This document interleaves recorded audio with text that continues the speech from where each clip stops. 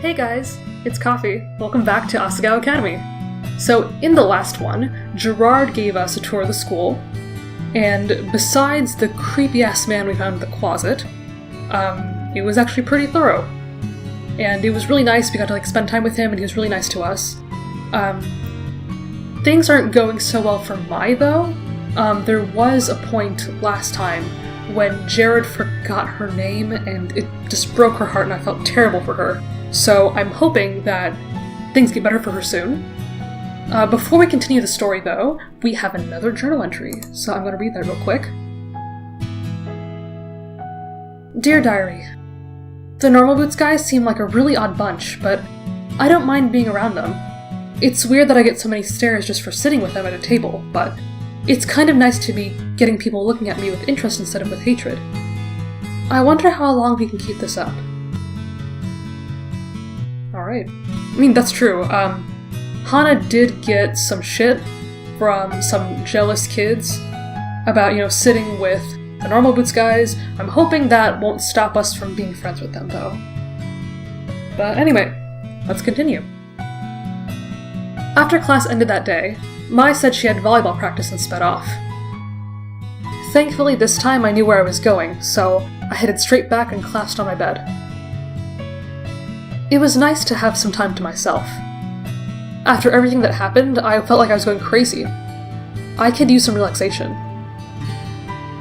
I didn't have a computer or a TV, and the book Satch gave me was really good, but sometimes got a bit hard to read. Instead, I took out my phone and started flipping through the App Store. Nothing really looked good. Wait, what was this? I sat up. Dumbadoom's Revenge. Face off against 3 other players as you catch monsters, raise them, and use their unique skills to aid you on your puzzle-solving quest. Only you can save Metaworld from its ignorant king and utter destruction. Now with a single-player campaign. Raise crops to feed your monsters. If you're lucky, they'll transform into cute girls. What the hell? It looked so stupid, but it couldn't hurt to give it a try. I downloaded and started up the game. Welcome to Dumbadoom's Revenge. I like this music. I skipped the intro sequence and quickly hit single player. Loading. The load times were terrible. Suddenly, a cartoonish hilly valley met my eyes, panning over to a white castle nestled next to a hill. To a cliff, sorry. A lazy king lay asleep on the throne when a squat silver soldier ran into the room. King Dumbadoom, quickly, we're under attack. Oh, just send the first battalion off, please, I'm rather tired. The knight left, and the screen faded to a world map showing a horde of black blobs on the right side of the screen. A small group of knights ran up against the blobs and were instantly devoured. One of the black blobs spit out a helmet with a skull inside. What the hell is this game? Things continued in this way, with the king sending off his battalions haphazardly, until no one was left. Then the king awoke in his chair and turned to the screen. You! Me? Only you can save my kingdom, please! I don't think I can save your kingdom. You're the one menacing it. How dare you! What the hell? Could this thing hear me? You are no longer my advisor. Go back to your home village and let me deal with this myself. A tiny sprite with brown hair flew across the world map, bouncing into a bunch of red houses. I guess my only choice is to raise an army of monsters myself, overthrow the king, and then raise an army to fight the oncoming bloopity-bloobs. How the hell did you come to that conclusion? Finally, I was allowed to play the actual game. A dozen multicolored blocks appeared on the screen. The monsters I was initially given could only hit their corresponding colors and couldn't activate any traps. Supposedly, more monsters could eventually learn how to set traps, and you could do certain combos to hinder the opposing team. If you had an attractive girl on your team, she could use an ability to double the rate of your opponent's blocks or have their clock time. But that had a drawback for you too, and could be used as an asset by the opponent. Not to mention that certain color combinations between girls and monsters activated unique secret abilities, and you could also evolve your monsters and feed them things. How the heck am I supposed to remember all of this? I failed the first few times, but quickly got the hang of it. It was just about being adaptable and maintaining a flexible strategy after all. My eyes started to hurt, and I looked at the time. 8 o'clock? It'd been 4 hours? I had a read to do. I grabbed my textbook, flicked my radio on, and began to read.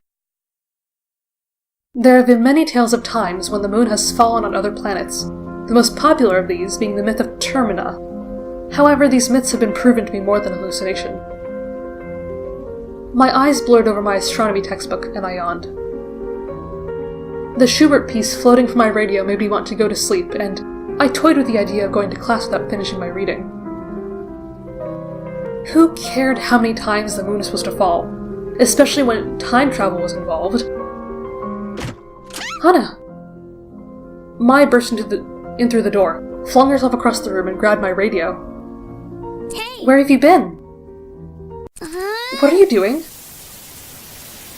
Give me a second, we're missing it! There we go. But I swear, that dog was the living worst. That's why you need a bird, like my lovely Jacques. Watch your tongue. What is this? Hey. So, the time has come to make an official announcement. This year, just like every other year, the Normal Boots Club will be participating in the video game tournament. Yeah! As PBG applauded as though he were a crowd of 30 people, I shot a puzzled glance at Mai. I hope you guys will support us again this year, and best of luck to our competitors. You guys are going down! And now for some music.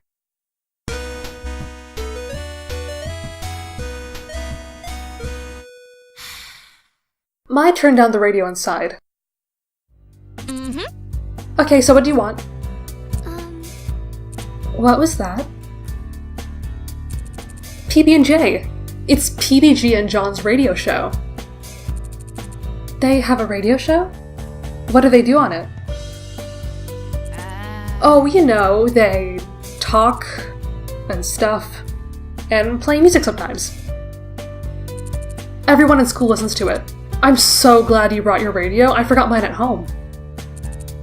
And a video game tournament. Yeah, didn't you hear them talking about it the other day? No. Come to think of it, I hadn't paid much attention to their conversations. I was too busy worrying about myself. Every year they have a game tournament down at Higginbottom Mall. Lots of people come to compete, but nobody knows the real fight is between... No, I'm sorry, everybody knows the real fight is between the Normal Boots Club and the Hidden Block Club. Is that what they do? Video game tournaments? Yeah, that's why nobody's ever joined them since their inception. Well, I guess partly they're a group of friends who just happened to make a club together, but also, unless you're really talented, you just drag them down. Ouch. Not all of them are so harsh, but some of them... well... Mai glanced away, but I felt like I knew who she was talking about. Shane, I'm assuming. That's too bad. The conversation I had before with Jimmy and Caddy came to mind. Had they really thought I was joining the Normal Boots Club? There was no way. I hadn't played a video game since I was a kid. My father gave me a 4DS when I left home, but...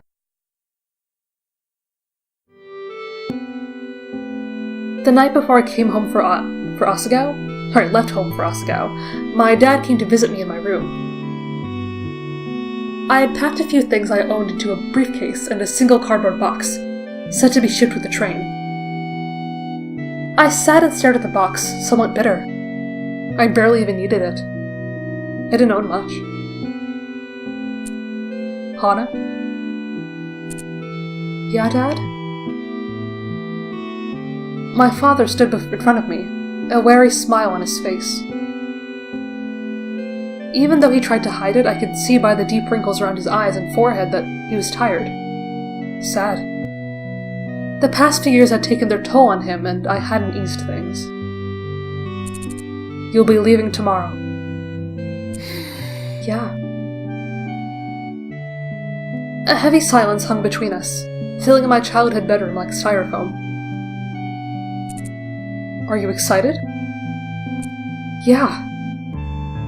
Yeah, I am. He nodded and glanced around my room, at the pale blue walls, the broken clock above my old desk, the scuff marks around the doorframe from where I ran into it as a kid. I lived in this house almost my whole life, ever since moving after kindergarten. It was everything I knew. But now it was too much for me. The decision to transfer to Asagao didn't come lightly. First, it was a prestigious institution, with a highly prized reputation. Only the best of the best, touting either great grades, impressive talents, or lots of money could get in. I was none of those things, but I made it in regardless. Part of me suspected I was a charity case. I received a small scholarship, and would no doubt look good for the academy to have fostered a poverty-stricken child in its walls. And despite the fact that my father couldn't afford it, even with the scholarship, he guaranteed he'd support me if I went. I looked again at the wrinkles in his face, at his sagging shoulders. He pressed his hands against his body to hide the way they shook. All for me. He'd be all alone. I'm glad you're going. I think this will be good for you. Yeah? I wished I could say something else, but nothing came. Well, honey, just in case you get homesick, I brought a present for you. A present? From his pocket, my dad produced a shining pink Nintendo 4DS and placed it into my hands. For you. But why? How? Dad, this costs so much. You're already killing yourself to let me go. Why would you? Tears spilled from my eyes as my dad smiled. Nothing is too good for you, my dear Han. His voice was trembling. You're my pride and joy. You deserve so much better than you've gotten from me. Dad. Go to Asagao. Have fun. Make a lot of friends, and when you get homesick, you play with that. I'll make two. I stood up and hugged him, burying my face in his scratchy sweater and oatmeal smell. I'll miss you. I'll miss you too, my little Han. But the thing is, he forgot to give me a cartridge to play with.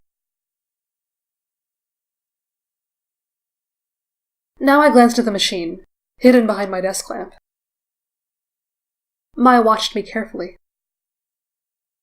Well, you never know what could happen. What? What do you mean? Maya giggled. Nothing at all. But I just got back, so I've got work to do. Work, right. PBG and I still had that project due, and we hadn't meant to discuss it at all. He said he had it under control, but I should probably make a backup plan, just in case. It wasn't that I didn't trust him, it was just that... Okay, I didn't trust him. Sighing, I worked a kink out of my shoulder. It looked like it would be a long night. Well, you have to keep that scholarship somehow. Ugh. What was that noise? Stop it, please. I'm coming. Who on earth would do this so early? So early in the morning, in fact, that it wasn't even light out. I quietly padded over to the door. Ma shifted in her bed. What? Hey, Josh. You know, that's a cute blouse and cardigan combo, I'll have to admit. Hi there. It's about time. Who... Oh, honey. She pushed past me and swept into the room, flipping on the light switch. Paul and Nick followed after him. Hana, I just feel terrible for ruining your uniform. Sincerely, we owe you an apology and a clean uniform. I'm not so good at that kind of thing, so I brought a friend to help me. And this is the friend, okay. Josh pulled open my drawer and tossed out the clothes left and right. Oh my god, stop! That's my underwear! What's wrong with you? I ran to him and grabbed his arm, trying to pull him away. These panties are so cute. They're perfect for you. Get away from there! Where's your uniform? I ducked below Josh and pulled open a drawer, pulling out the sticky fabric. Here, take it. I threw it at Josh's face, but he caught it with ease. This is no problem. I promise I'll have this cleaned in no time. Girls? He snapped. Oh lord. Follow me. Paul, Nick, and Josh swept from my room, but they didn't head towards the hall exit. Instead, they turned left, heading deeper into the dormitory. I didn't have a good feeling about this. I stepped into my slippers and ran into the hallway, just in time to see the door to the girls' bathroom close. Oh no. Ugh! What are you doing here? I sprinted to the bathroom door, but before I could get there... Paul and Nick slammed into the wall across from the door. Men like you are the worst. Whoa! No, this is all a misunderstanding. Please. I'm sure it was. No, Mimi, it really was. Wait a second. Where's the other, person who was with them? She's doing something with a uniform in the sink. Mimi tossed her head with a sniff and headed back to the bathroom. She actually thinks Josh is a girl. She wouldn't be the first. Josh himself believes he's a girl. That wig is magical. I'm sure it is. Well, stay out of the girls' bathroom. It's not really going to help your platform before it gets around that you're a pervert. A shadow fell over Paul's face. I sighed. Don't worry, I'll talk to Mimi. Go back to the boys' dorm. Alright. Thank you so much, Hana. Yeah. I watched them scamper away, then headed into the bathroom. Hey, Joshualina. You and I should probably get going. I rounded the corner and found him doing Mimi's hair. In a second, Hana. I've got to finish this. Hana, have you met Joshualina? She's so good with hair, and look, she even got the stain out of that shirt. Mimi held up my uniform. Really? Thank goodness, thank you so much. It's no problem, honey. I guess I'll let you finish.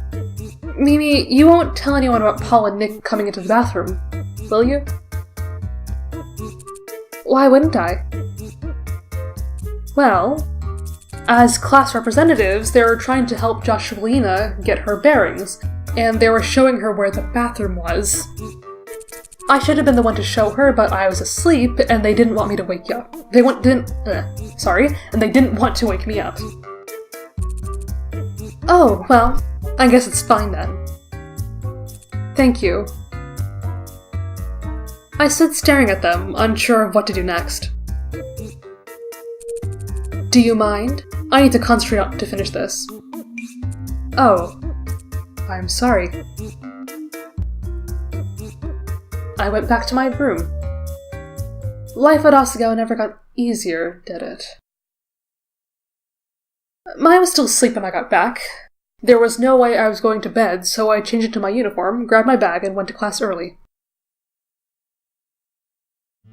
My plan was to get started on the project Miss Shizuka gave us. As sincere as PBG was, I wasn't sure he'd hold up to his end of the bargain. I stepped into the classroom and went to my seat, throwing my bag against my desk. A small snap came from across the room. Shane was at his desk giving me a look. Do you mind? I'm trying to work. Oh, I'm sorry. I looked to the door. It was too late to leave, but I didn't want to be stuck by myself with a guy who clearly hated me. I sat down at my desk and looked at my hands. This is the quietest place I can find in the mornings. Really? Not the library?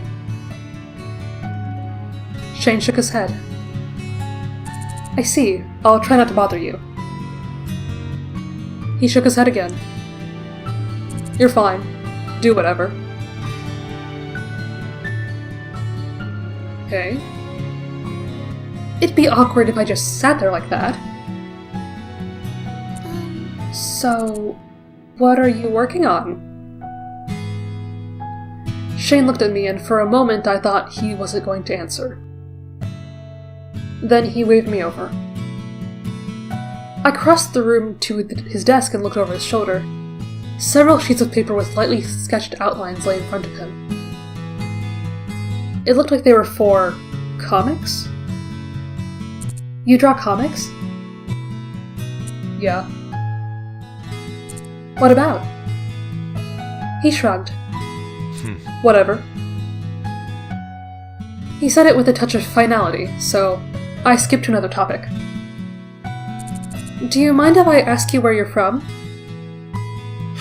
Shane gave a heavy sigh. Could you not tell by my accent? I'm from England. This is my second year. Oh. He continued to draw, etching in the lines of a British flag above what looked to be a government building. Do you miss it? He finished shading a line before responding. I guess. My whole family is there. You're by yourself. Why did you come here? Class will start soon. Don't you have something to work on? Well, okay. Ouch. Taking the hint, I went back to my desk. Suddenly the door slammed open. Hey! Hey, look, we got here early. Wonderful. Oh, Hana, Shane. Looks like it's just the four of us. We should stir up some trouble. Trouble? Let's plant an egg on Miss Shizuka's chair, huh? I bet she'd think it was hilarious. What? No. Yeah, I agree with Shane. Aw, come on! I bet I could find an exploding bird or two to dive bomb us during class. No. I love that soundbite. I bet you could probably bake her a cake. Filled with knives! What the hell? What is this? Really?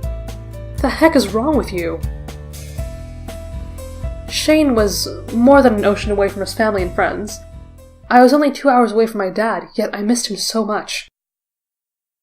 Was Shane homesick at all? I mean, that might be a reason why he's so distant and upset.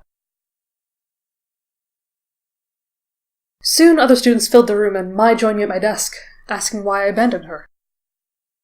I filled her in on the situation.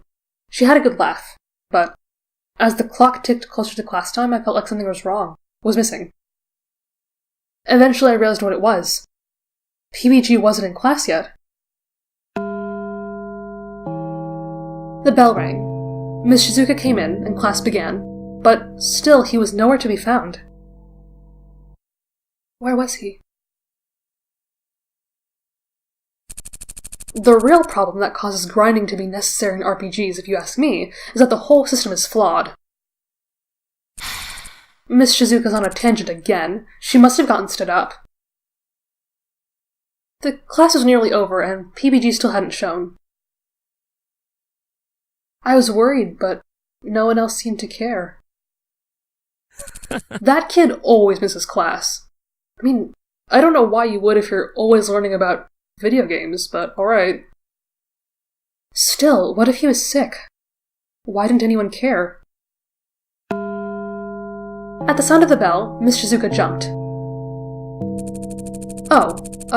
Well, turn in a 2-page reflection on why the human species as a whole has the emotional range of a teaspoon, due tomorrow. She definitely got stood up. Miss Shizuka? I stood and dashed to her desk. Yes, Hana? PBG wasn't in class today, and I can take his notes to him if you need. Oh, Hana, you're a godsend. Miss Shizuka's eyes watered. She leaned over her desk and pulled me into a hug. It's wonderful to see our youth have hope. Hana. She pulled away and stared into my eyes. Don't give up on love. You're young. If PBG is the one you want, you have my blessing. Here, take these papers. She shoved the handouts from today's class into my hands and gathered her things. Bless your heart. She left the room crying? Poor thing. She must have really liked this one. Does this happen often? Often enough. So, you're taking that to PBG? Yeah. But now that I think of it, I don't know his room number. 402. How? It's next to Jared's room, so of course I notice him leaving in the mornings. I've got tryouts, so I won't be able to go with you. Good luck, though. I'm sure he'll be happy to see you. I told you I don't think he feels that way. Before I could say anything more, she left the room.